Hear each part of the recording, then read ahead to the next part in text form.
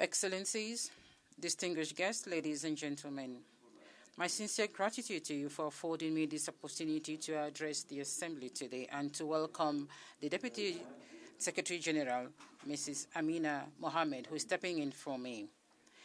Africa is a continent of hope. For the past 20 years, the African Union has contributed to bringing to life this hope to enable the continent attain its full potential. From the CFTA to the recent launching of the Decade of Financial and Economic Inclusion for Women, and also the transformation of food and agricultural systems, cooperation between the African Union and the United Nations Organization is stronger today more than ever before. By the same token, both organizations are working hard to implement the UN 2030 Sustainable Development Goals and Agenda 2063, and this is really a cornerstone in our relationship. Your common vision and your unity of purpose is relevant today. We are living through very difficult times. Injustice is deeply entrenched in global systems, and the African people suffer the most.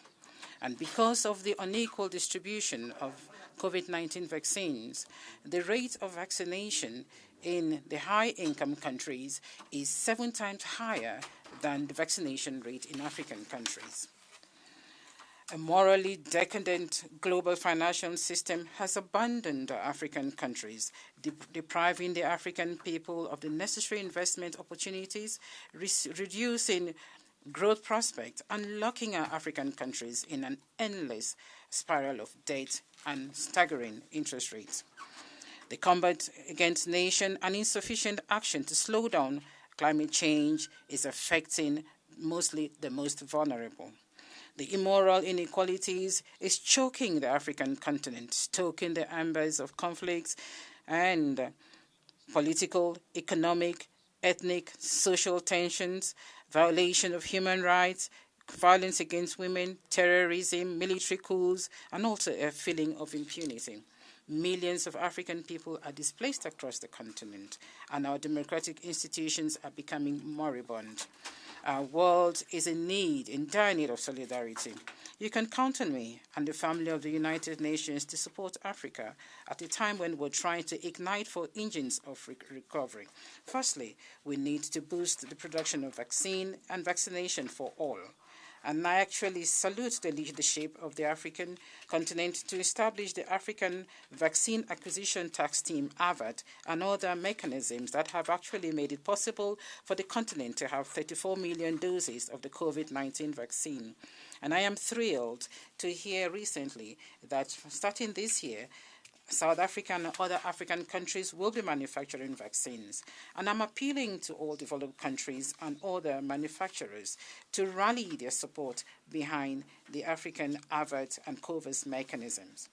It is really necessary I call on all countries to provide necessary conditions to enable us manufacture vaccines in Africa by actually resolving the problem of intellectual property.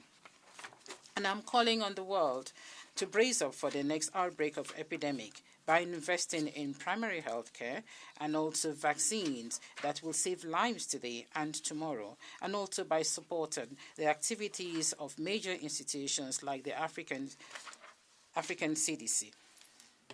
We need to ignite the engine of economic recovery by reforming the global financial system.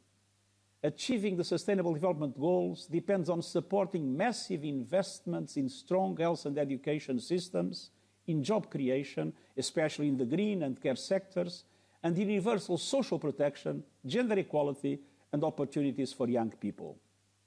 But the deck is stacked against Africa.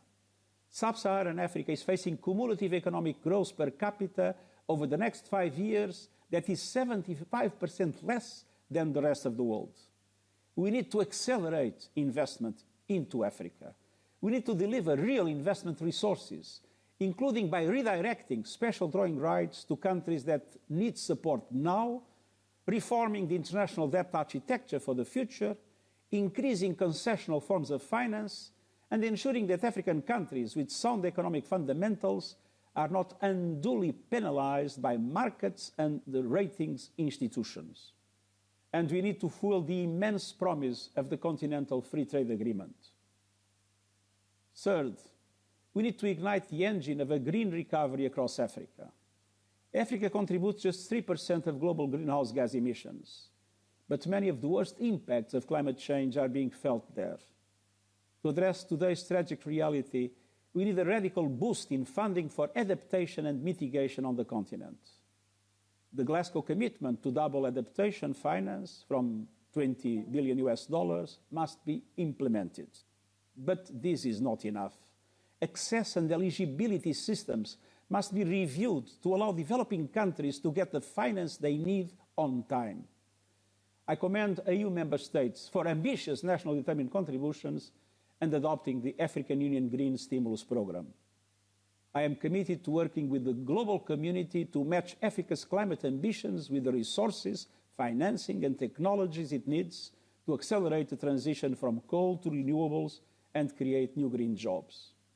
I'm calling on wealthier countries to make good on the $100 billion climate finance commitment to developing countries starting this year, and hold to account private sector partners who have made commitments so far.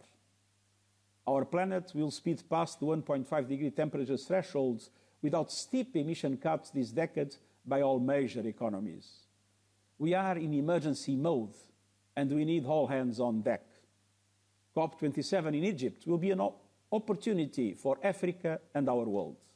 And fourth, we need to ignite the engine of peace across Africa.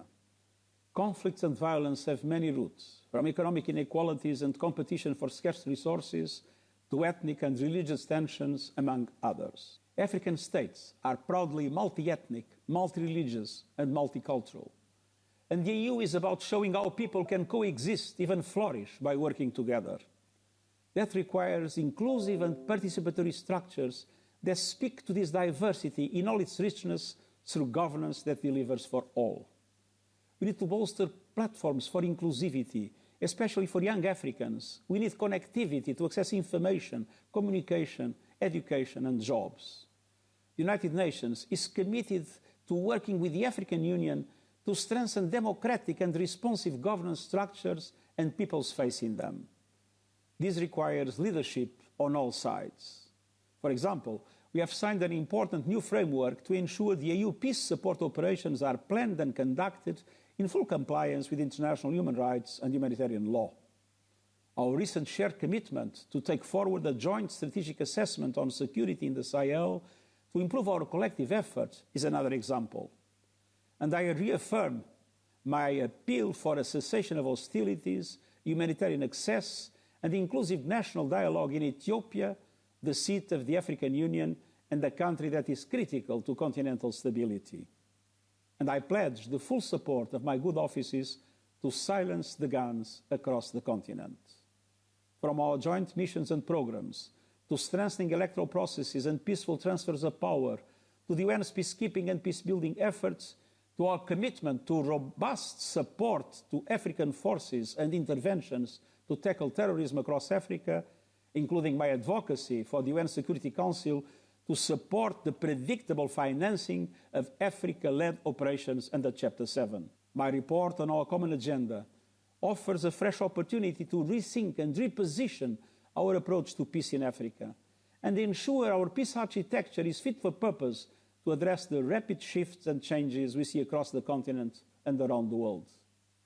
I encourage your continued engagement as we advance this agenda together. Excelências, não é fácil alcançar a paz, mas a paz é... Excellencies, peace is not easy to achieve, but peace is absolutely necessary.